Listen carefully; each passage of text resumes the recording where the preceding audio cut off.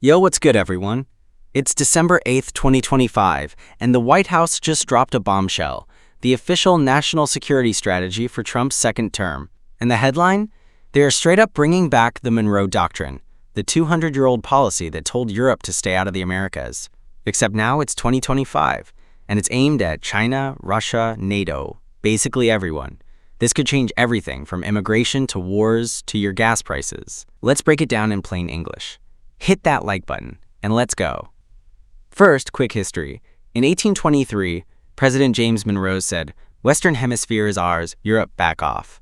For 200 years, it's been mostly a museum piece. Until today, the new strategy says, quote, "Restoring American preeminence in the Western Hemisphere is job one." Translation?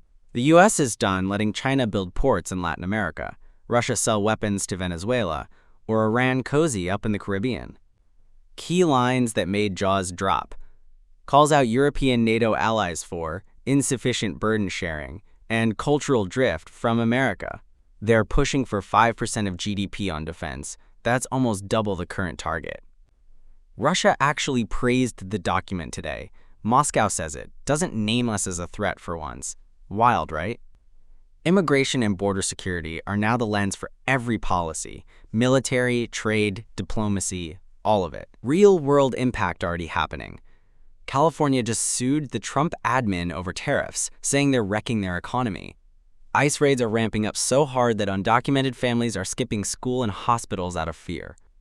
Military planners are openly talking about shifting resources from Europe and the Middle East back to our own backyard. Bottom line, this is Trump saying, America First isn't just a slogan anymore. It's the entire playbook. So is this genius or reckless?